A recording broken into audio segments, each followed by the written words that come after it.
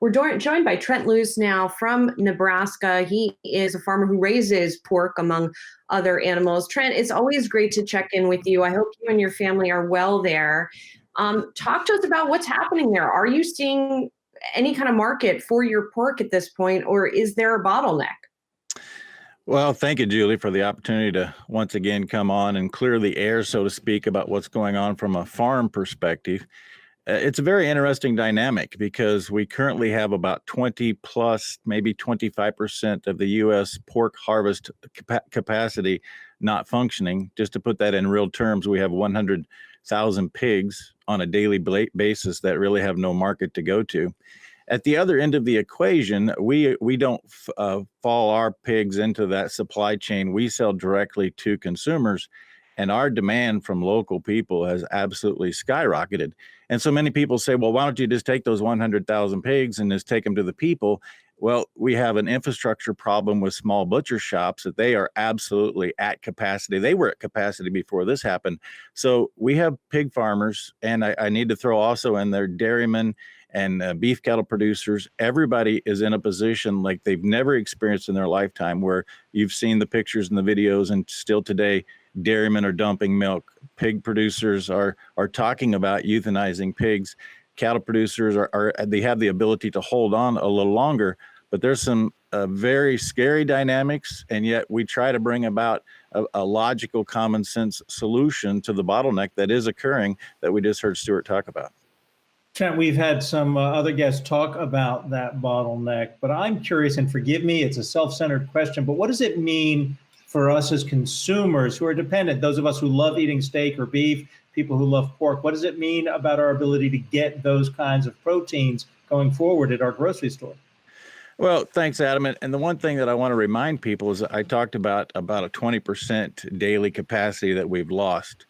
Up until this took place, we were exporting, from a pork standpoint, we're exporting about that amount of pork to other countries around the world. In fact, the week before everything shut down, I was in the UK. We have the United States beginning to talk to the United Kingdom about a free trade agreement.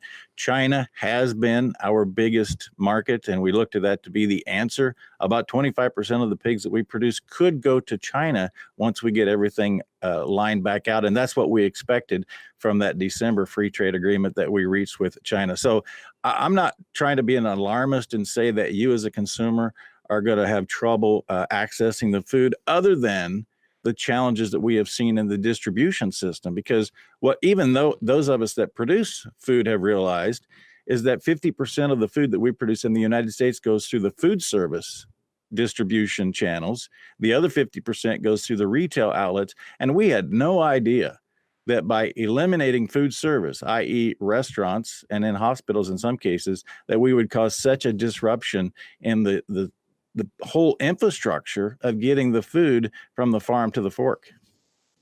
Trent, what's the ideal age at which a pig goes to market? And if you can't send the pig to market or to processing at that point, what happens? How long can you keep the pig?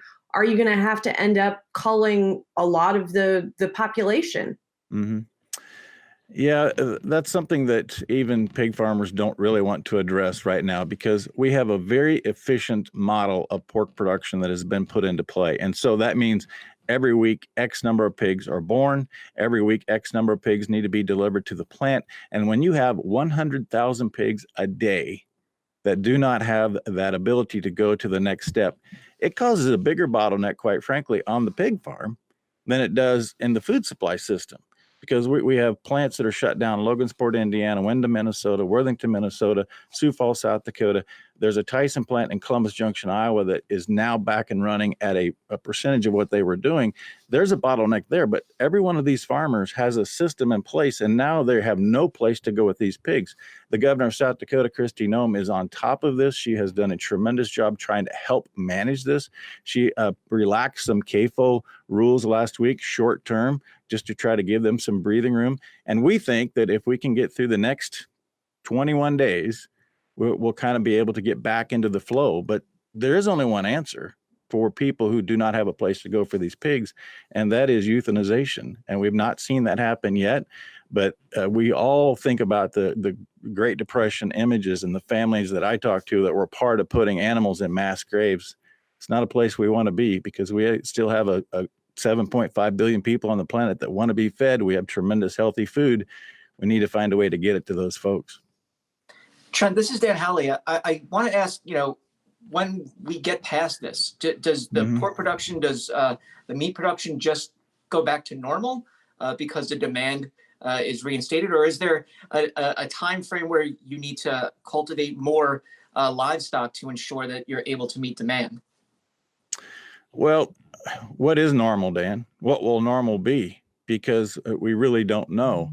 We know that we had the most efficient system of getting the resources from the farm to the global consumer that we could possibly put together, and we continue to make improvements upon that. It's easy right now to point fingers and say, look, this is a problem. The other part that we struggle with as livestock producers, we deal with viruses all the time.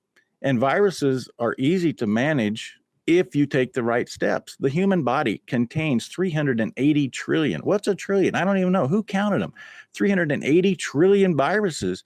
And yet we have one here that's causing this disruption. So we're looking at this saying, why don't we manage this with the herd immunity? And I know we probably don't want to go down that path, but we have veterinarians that do a tremendous job managing to immunize and create natural resistance to all of these things. We will get beyond that, and hopefully all of us will have a better understanding about the importance of the immune system, how if we are immunologically challenged, we're going to put ourselves in a vulnerable position. So we're hoping as food producers that everybody takes something from this. Hey, look, we're doing a Yahoo Finance newscast that nobody would have ever thought we'd all be at different locations, and we're actually presenting a cohesive message that people might learn something from.